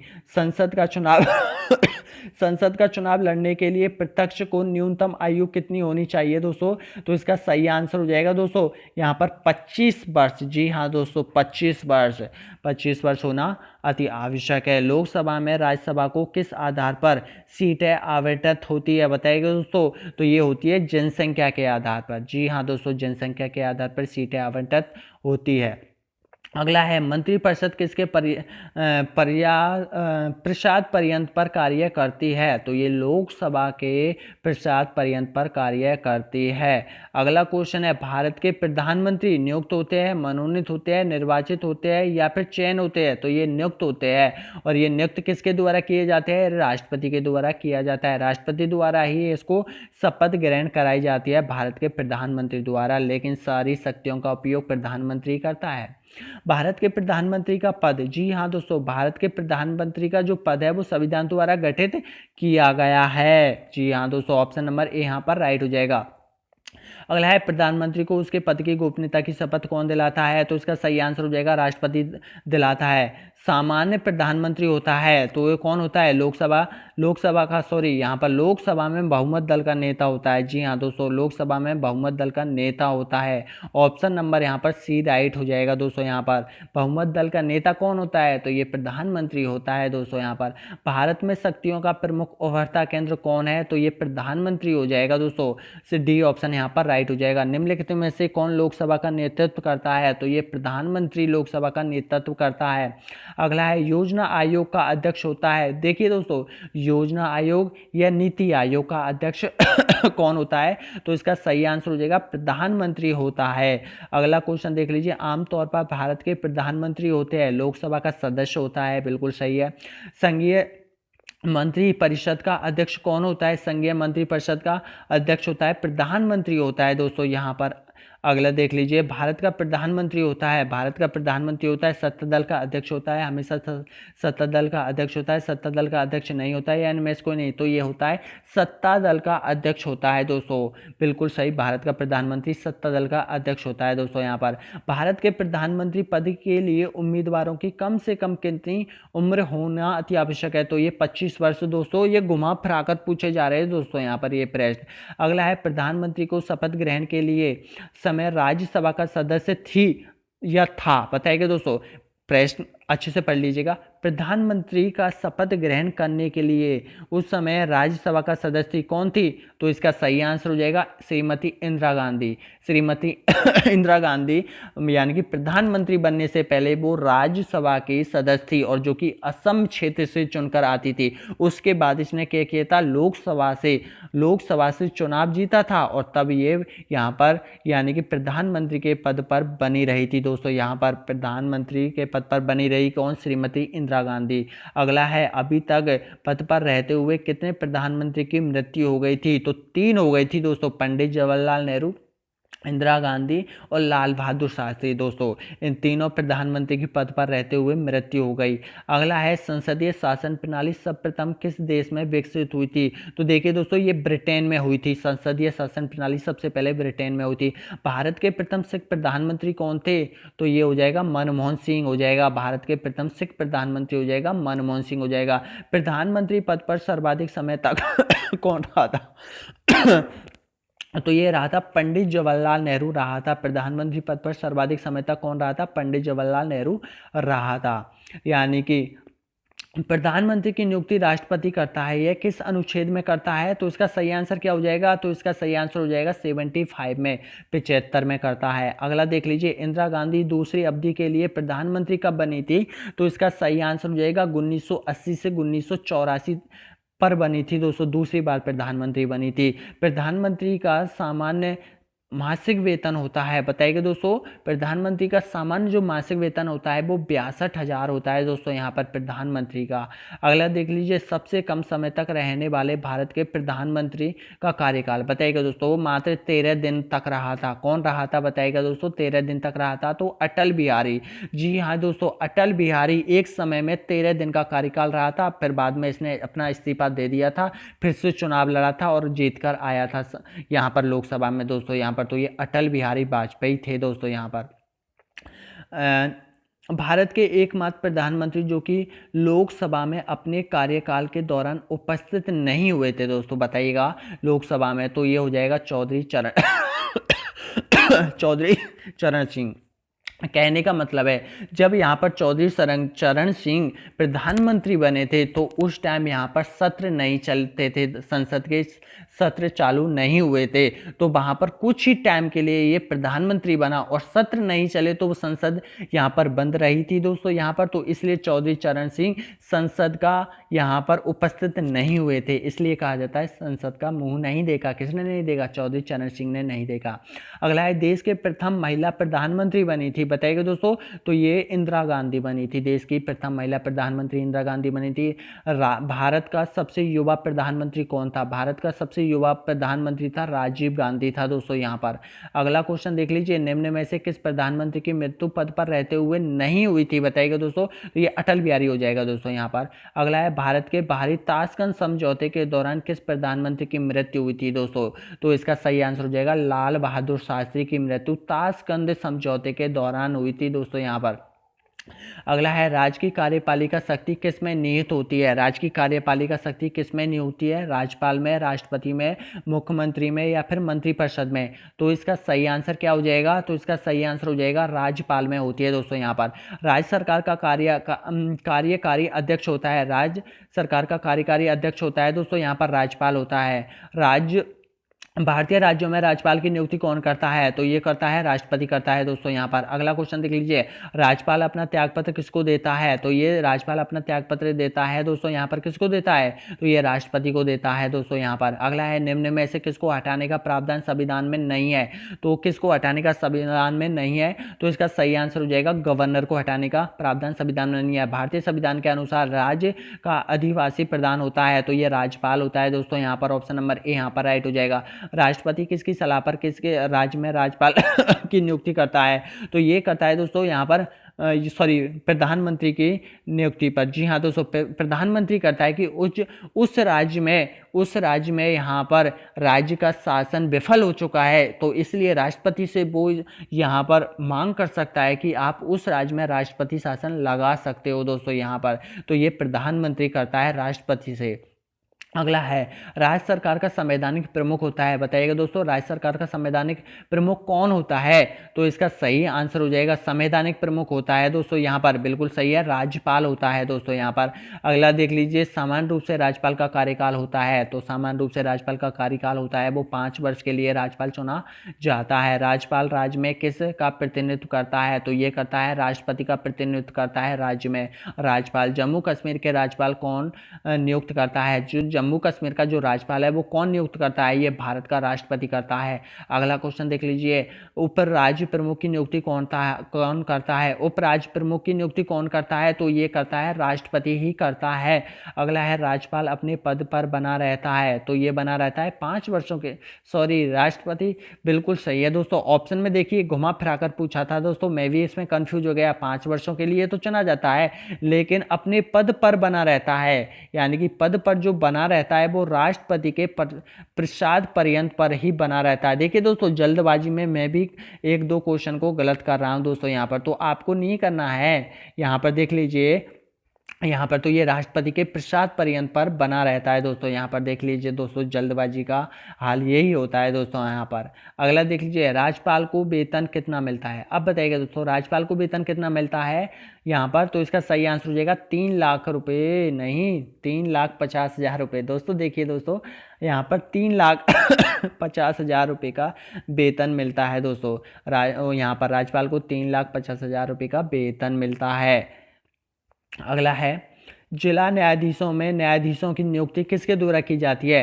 तो ये की जाती है दोस्तों राज्यपाल के द्वारा की जाती है। अगला क्वेश्चन देख लीजिए, राज्यपाल का मुख्य सलाहकार कौन होता है? राज्यपाल का जो सलाहकार होता है वो मुख्यमंत्री होता है दोस्तों राज्य में। अगला देख लीजिए, राज्य सरकार को बर्खास्त किया जा सकता है। राज्य सरकार को बर्खास्त किया जा सकता है, बिल्कुल किया जा सकता है राज्यपाल की सिफारिश पर राष्ट्रपति से। जी हाँ दोस्तों, ऑप्शन नंबर ए यहाँ पर राइट हो जाएगा दोस्तों यहाँ पर। अगला क्वेश्चन देख लीजिए, किसी राज्य के मुख्यमंत्री की नियुक्ति कौन करता है? तो ये राज्यपाल ही करता है। अगला है, भारत के किसी राज्य की राज्यपाल बनने वाली प्रथम महिला कौन थी? बताइएगा दोस्तों। तो इसका सही आंसर हो जाएगा सरोजिनी नायडू थी दोस्तों यहाँ पर।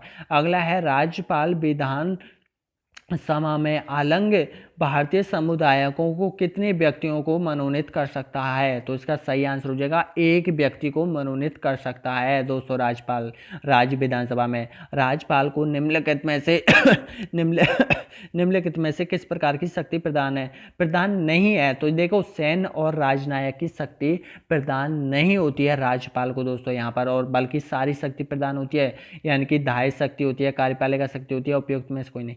ये है। अगला है, राज्यपाल को पद की गोपनीयता की शपथ कौन दिलाता है? तो ये उच्चतम न्यायालय का न्यायाधीश। जी हाँ दोस्तों, उच्चतम न्यायालय का मुख्य न्यायाधीश। अगर उच्चतम न्यायालय का मुख्य न्यायाधीश नहीं है तो इससे नीचे का जो भी न्यायाधीश है वो दे सकता है, यहाँ पर शपथ दिला सकता है। अगला है, राज्यपाल पर पद की नियुक्ति न्यूनतम उम्र सीमा होनी चाहिए। तो ये है 35 वर्ष उम्र सीमा होनी चाहिए। अगला है, राष्ट्रपति शासन में राज्य का प्रमुख शासन संचालित कौन करता है? बताइएगा दोस्तों, यानी कि राष्ट्रपति। तो ये राज्यपाल ही करता है। अगला क्वेश्चन देख लीजिए, राज्यपाल विधान परिषद में अधिक से अधिक कितने सदस्यों को मनोनीत करता है? बताइए दोस्तों। तो इसका सही आंसर हो जाएगा कोई निश्चित नहीं है। जी हाँ दोस्तों, कोई निश्चित नहीं है संविधान में। निम्नलिखित में से कौन भारत के राष्ट्रपति की इच्छा तक पद पर बना रहता है? इच्छा तक पद पर बना रहता है, कौन बना रहता है बताइएगा दोस्तों।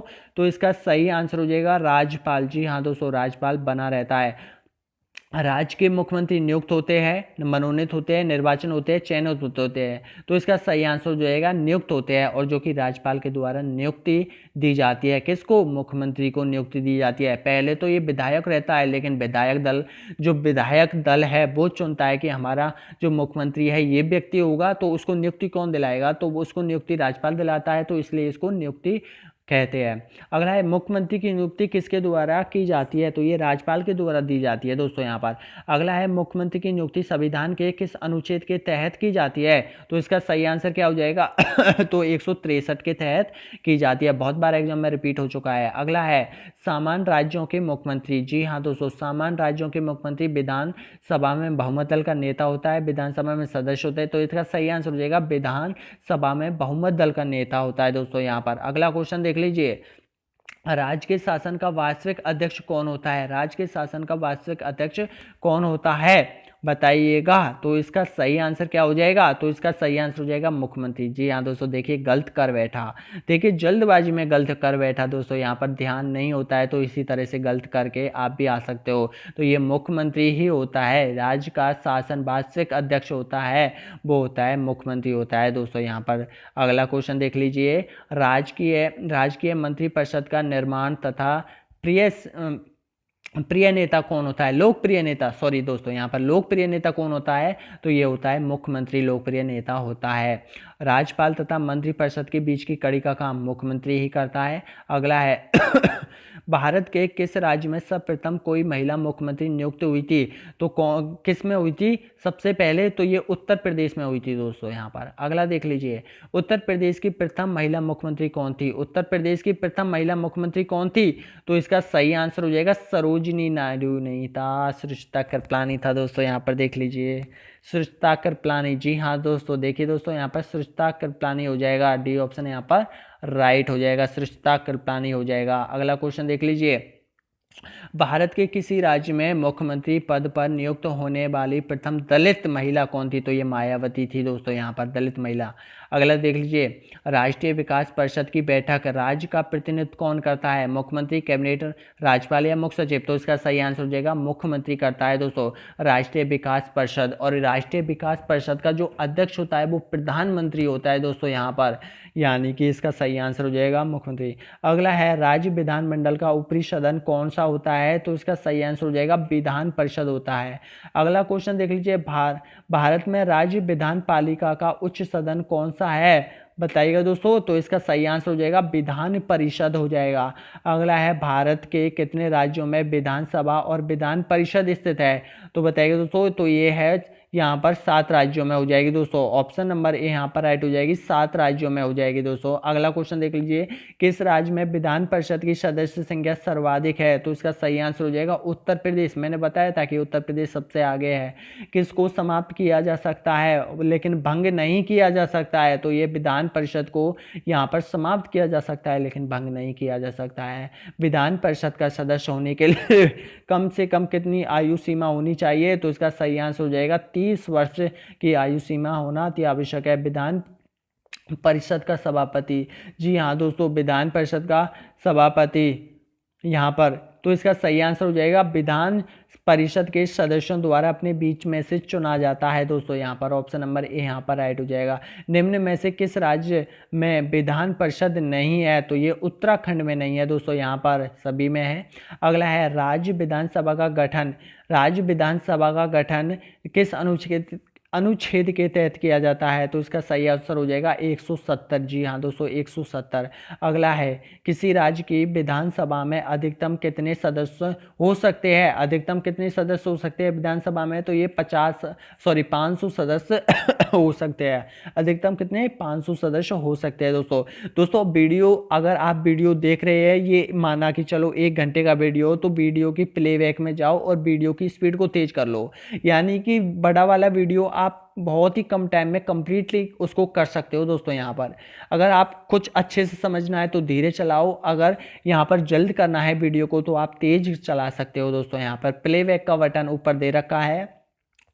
राज्य की विधानसभा के सदस्यों की न्यूनतम संख्या कितनी हो सकती है? बताइएगा दोस्तों। न्यूनतम सदस्य संख्या ये कुछ विशेष राज्यों में अपवाद है दोस्तों, यहाँ पर अपवाद भी है, लेकिन देखिए 60 से कम नहीं होना चाहिए, 60 से कम नहीं होना चाहिए। लेकिन सिक्किम में, और भी एक राज्य सिक्किम में और गोवा में, सिक्किम में और एक और राज्य और है शायद मेरे, सिक्किम में कम है, सिक्किम में और एक राज्य और है दोस्तों यहाँ पर, उसमें 36 है, लेकिन अब बात के तहत कुछ विशेष राज्य का दर्जा दिया गया है इन राज्यों को, इसलिए 60 से कम है। अगला है, किस राज्य में विधानसभा के सदस्यों की संख्या सबसे अधिक है? तो देखिए उत्तर प्रदेश सबसे पहले आ गया है। विधानसभा का कार्यकाल कितने वर्षों तक होता है? तो ये 5 वर्षों तक होता है, आपको पता है। जम्मू कश्मीर विधानसभा का कार्यकाल इसका 6 वर्ष का होता है दोस्तों, इसको ध्यान रख लेना, 6 वर्ष का कार्यकाल होता है जम्मू कश्मीर विधान। लेकिन अब नहीं होगा, अब जब धारा 370 हट चुकी है तो ये यहाँ पर भी नहीं होगा। विधानसभा का सत्र वर्ष में कम से कम कितनी बार आयोजित किया जाता है? तो इसका सही आंसर हो जाएगा 2 बार। 2 बार सत्र बुलाया जाता है, शीतकालीन सत्र, ग्रीष्मकालीन सत्र, ये 2 सत्र होते हैं दोस्तों। एक में बजट पेश होता है। अगला है, विधानसभा अध्यक्ष का चुनाव कौन करता है? तो ये करते हैं विधानसभा के सदस्य ही करते हैं, अपने से 20 सदस्यों में से करते हैं। अगला है, विधानसभा अध्यक्ष को उसके पद की शपथ कौन दिलाता है? बताइएगा दोस्तों। तो ये पहले से ही पद की शपथ लिए हुए रहता है, इसलिए इसको शपथ नहीं दिलाई जाती है। अगला क्वेश्चन देख लीजिए, विधानसभा का निर्वाचन किसकी देखरेख में होता है? तो ये निर्वाचन आयोग की देखरेख में होता है। अगला है, राजकीय विधानसभा में सत्र भाषण के आदेश किसके द्वारा किए जाते हैं? तो ये किए जाते हैं दोस्तों यहाँ पर, तो यानी कि राज्यपाल के द्वारा किए जाते हैं दोस्तों यहाँ पर। अगला है, विधानसभा अध्यक्ष स्पीकर अपना त्यागपत्र किसको देता है? बताइएगा दोस्तों। तो ये देता है विधानसभा उपाध्यक्ष को देता है। अगला है, भारतीय संविधान के किस अनुच्छेद में निर्वाचन आयोग का वर्णन मिलता है? निर्वाचन आयोग का वर्णन मिलता है 324 में। जी हाँ दोस्तों, 324 में मिलता है। भारतीय निर्वाचन सूची तैयार करने की जिम्मेदारी किसकी होती है? तो ये निर्वाचन आयोग की होती है। देखिए दोस्तों, फिर से देख लो हमारा टेलीग्राम ग्रुप, अगर आप भूल गए हो तो टेलीग्राम ग्रुप ज्वाइन कर लो, लो और वीडियो को लाइक करना ना भूले दोस्तों यहाँ पर, और चैनल को सब्सक्राइब जरूर कर ले और शेयर जरूर करिए दोस्तों, व्हाट्सएप पे कहीं पर भी इस वीडियो को शेयर कर लीजिए दोस्तों यहाँ पर। तो देखिए दोस्तों, टेलीग्राम है यहाँ पर पिंकेश मीना राजस्थान जी के, यहाँ पर आपको क्या मिलेगा, ग्रुप ज्वाइन कर सकते हो, इसकी लिंक आपको नीचे मिल जाएगी दोस्तों। यहाँ पर हर कॉन्सेप्ट आपको नीचे मिल रहा है, देख लीजिए। निर्वाचन आयोग का चेयरमैन कौन होता है बताइएगा दोस्तों, चेयरमैन कौन होता है, तो ये होता है मुख्य निर्वाचन आयुक्त होता है दोस्तों यहाँ पर। अगला है, भारत के मुख्य चुनाव आयुक्त की नियुक्ति कौन करता है, तो इसका सही आंसर हो जाएगा राष्ट्रपति करता है। अगला है, परिसीमन आयोग का अध्यक्ष कौन होता है, परिसीमन आयोग का जो अध्यक्ष होता है वो कौन होता है, तो ये होता है मुख्य चुनाव आयुक्त, ये होता है। अगला है, मत देने का अधिकार किस आयु पर मिलता है दोस्तों, मिलता है, मत देने का अधिकार किस आयु पर मिलता है, तो ये 18 वर्ष हो जाएंगे दोस्तों, यहाँ पर ध्यान रख लीजिएगा 18 वर्ष। भारत का प्रथम मुख्य चुनाव आयुक्त कौन था, तो ये सुकुमार हो जाएगा दोस्तों, यहाँ पर प्रथम चुनाव आयुक्त हो जाएगा। भारत में पहली बार महिलाओं को मत देने का अधिकार कब प्राप्त हुआ था, सबसे पहले तो ये 1926 में प्राप्त हुआ था दोस्तों। महिलाओं को पहले मत नहीं देती थी महिला, यहाँ पर मत में भाग नहीं लिया जाए, लेकिन 1926 में ये इसको दे दिया गया था। सहकारिता आयोग की सिफारिश का संबंध है, सहकारिता आयोग की सिफारिश का संबंध है केंद्र और राज्यों के बीच के संबंध का है दोस्तों यहाँ पर। अगला है, मुख्य चुनाव आयुक्त का वेतन कितना है, मुख्य चुनाव आयोग का वेतन हो जाएगा 2,50,000 हो जाएगा दोस्तों यहाँ पर। मुख्य चुनाव आयुक्त का वेतन हो जाएगा 2,50,000 हो जाएगा दोस्तों यहाँ पर। अगला है, मुख्य चुनाव आयुक्त की नियुक्ति कौन करता है, तो ये राष्ट्रपति द्वारा की जाती है। अगला है, भारतीय संविधान में निर्वाचन आयोग का संबंध किस अनुच्छेद में मिलता है, तो बताइएगा दोस्तों, तो इसका सही आंसर हो जाएगा 324 में मिलता है। अगला है, भारतीय निर्वाचन आयोग की स्थापना कब हुई थी, भारतीय निर्वाचन आयोग की स्थापना 26 जनवरी को 1950 को हुई थी। अगला है, निर्वाचन आयोग के मुख्य आयुक्त की नियुक्ति कौन करता है, तो ये राष्ट्रपति ही करता है। अगला क्वेश्चन है, मुख्य चुनाव आयुक्त का वेतन कितना होता है, तो ये 2,50,000 होता है दोस्तों। यहाँ पर सारे वेतन आपको स्क्रीनशॉट ले लीजिएगा। स्क्रीनशॉट ले लीजिएगा दोस्तों, जिसका वेतन है उसमें परिवर्तन हुआ था। अगला है, निम्न में से निर्वाचन आयोग का कार्य होता है, बताइएगा दोस्तों। निर्वाचन आयोग का जो कार्य होता है वो यहाँ पर होता है उपयुक्त सभी होता है, यानी कि निर्वाचन आयोग का उपयुक्त में से सभी काम होते हैं। अगला क्वेश्चन देख लेते हैं, पहली बार इलेक्ट्रॉनिक वोटिंग मशीन का प्रयोग किस राज्य में किया गया था, बताइएगा दोस्तों, तो ये केरल में किया गया था दोस्तों। यहाँ पर पेरू विधानसभा सीट में सबसे पहले पेरू विधानसभा सीट के चुनाव हुए थे, वहां पर वोटिंग मशीन का प्रयोग किया गया था दोस्तों, शायद 1993 में किया था, और 1993 में किया था दोस्तों यहाँ पर सबसे पहले। अगला देख लीजिए, 1952 का वर्ष भारतीय इतिहास में क्यों प्रसिद्ध है, बताइएगा दोस्तों। ये तो बहुत आप जानते होंगे, तो इसका सही आंसर हो जाएगा, उस समय लोकसभा का प्रथम आम चुनाव हुआ था दोस्तों। यहाँ पर लोकसभा का प्रथम आम चुनाव 1952 में हुआ था। अगला है, भारत की निर्वाचन पद्धति निम्न में से किस देश के निर्वाचन पद्धति से ली गई है, तो इसका सही आंसर हो जाएगा, निर्वाचन पद्धति किससे ली गई है दोस्तों। यहाँ पर मैं भी इसमें कंफ्यूज हूँ दोस्तों, देखते हैं क्या है आंसर। ब्रिटेन से, हाँ शायद देख ब्रिटेन से लिए गई है, बिल्कुल सही है दोस्तों, यहाँ पर ब्रिटेन से लिया गया है, सो इसका सही आंसर हो जाएगा ए। अगला है, प्रत्यक्ष निर्वाचन किसे कहते हैं, प्रत्यक्ष निर्वाचन किसे कहा जाता है, बताइएगा दोस्तों।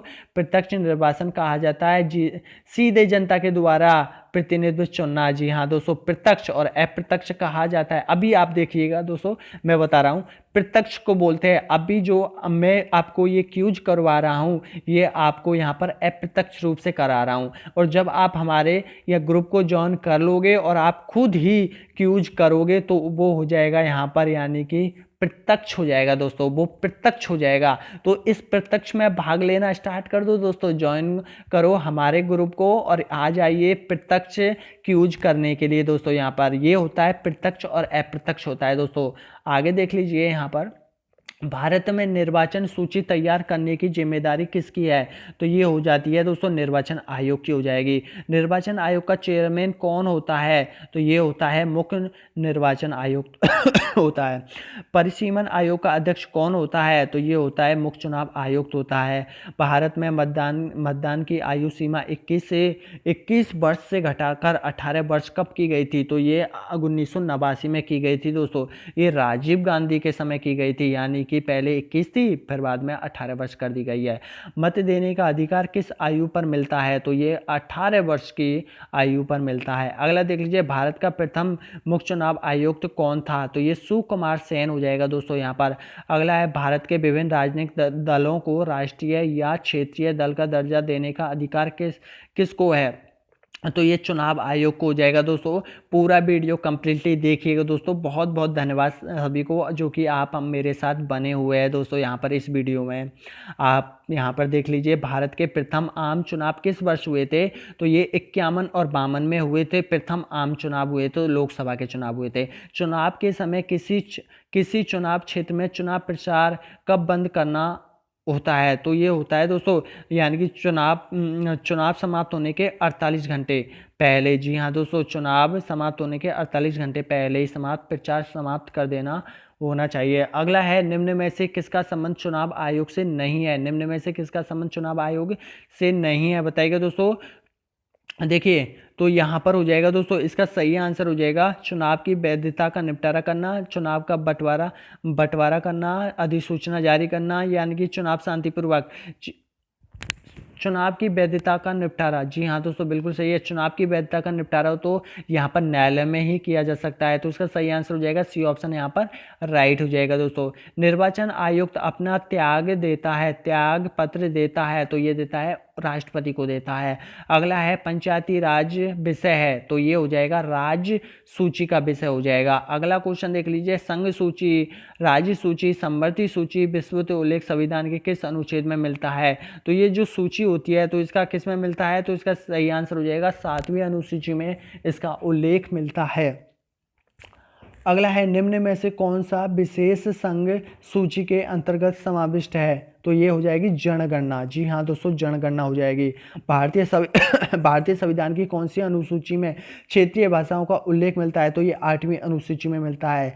संविधान की 8वीं अनुसूची में सम्मिलित भाषाओं की संख्या है, तो ये हो जाएगी 22 भाषा है दोस्तों यहाँ पर।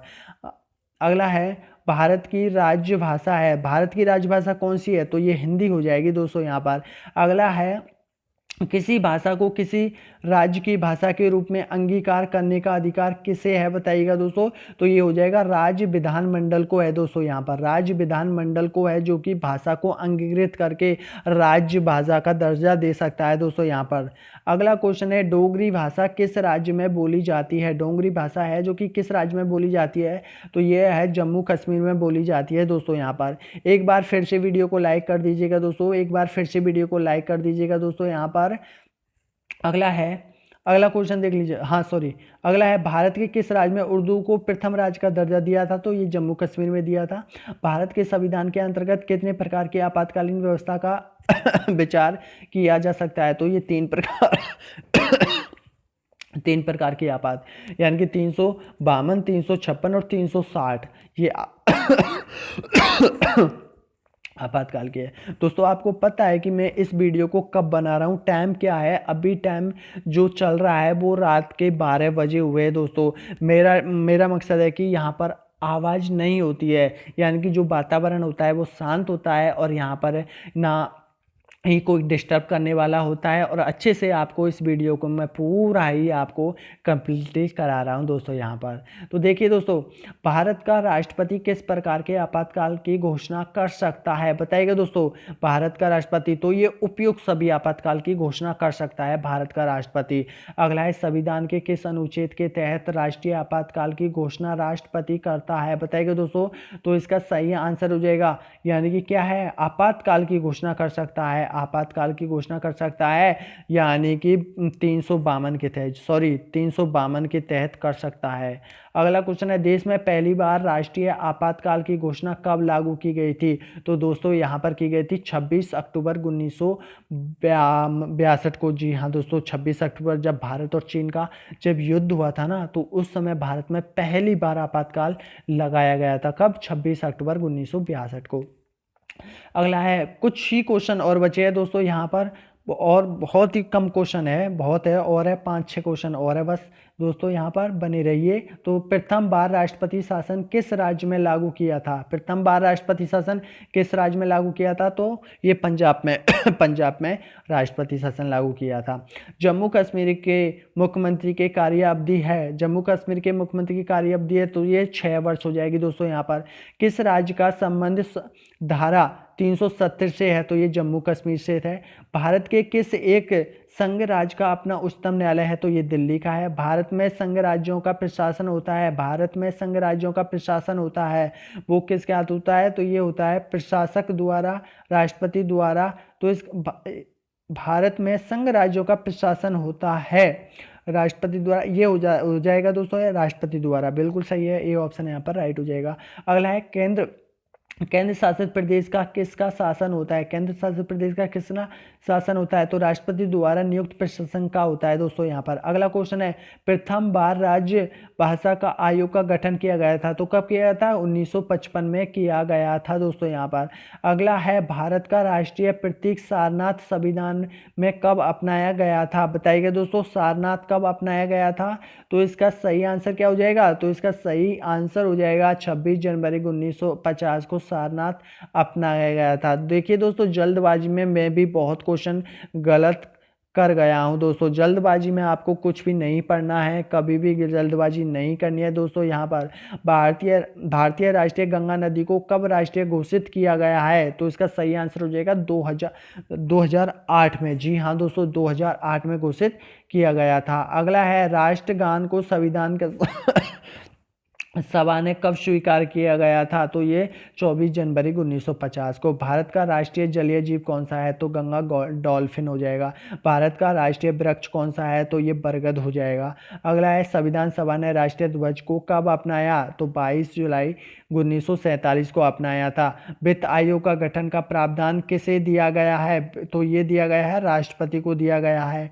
अगला क्वेश्चन है, नीति आयोग का अध्यक्ष कौन होता है? बताइएगा दोस्तों, नीति आयोग का अध्यक्ष कौन होता है? इसका ऑप्शन आपको मेरे को कमेंट में देना है, इससे पता चलेगा दोस्तों किसने ये वीडियो लास्ट तक देखा है, मेरे साथ लास्ट तक स्टडी की है दोस्तों यहाँ पर। तो इसका आंसर मेरे को कमेंट में चाहिए, पता चलेगा दोस्तों किस किस अभ्यर्थी ने इस वीडियो को पूरा देखा है। तो यहाँ पर नीति आयोग का अध्यक्ष कौन होता है ये बताना है।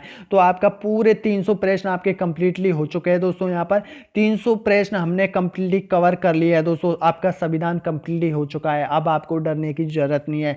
किसी भी एग्जाम पेपर को आप फाइनली यहाँ पर क्लियर कर सकते हो, फाइनली क्रैक कर सकते हो दोस्तों। कोई सा भी पेपर आ जाए, रेलवे का आ जाए, यहाँ पर पटवार का आ जाए, पुलिस का आ जाए, रीट का आ जाए, कैसा भी आ जाए दोस्तों, आप लोग एक भी प्रश्न यहाँ से छूटेगा नहीं दोस्तों। अगर ये आपने दोबारा ये देख लिया तो आपको 100% ये प्रश्न आपको राइट हो जाएंगे। अगर आपने यहाँ पर यानी कि 250 से ऊपर किए है तो वास्तव में बहुत अच्छी तैयारी है दोस्तों। यहाँ पर बहुत बहुत धन्यवाद। और मेरे को कमेंट बताइएगा दोस्तों आपने कितने प्रश्नों का सही जवाब दिया है। तो बहुत बहुत धन्यवाद सभी। और नीचे लिंक दे रहा हूँ दोस्तों, मैं वीडियो के नीचे लिंक दे रखी है हमारे इतिहास के वीडियो की और हमारे टेलीग्राम ग्रुप की, और हमारे साथ जुड़ जाइए। बहुत बहुत धन्यवाद सभी को दोस्तों हमारे साथ जुड़ने के लिए।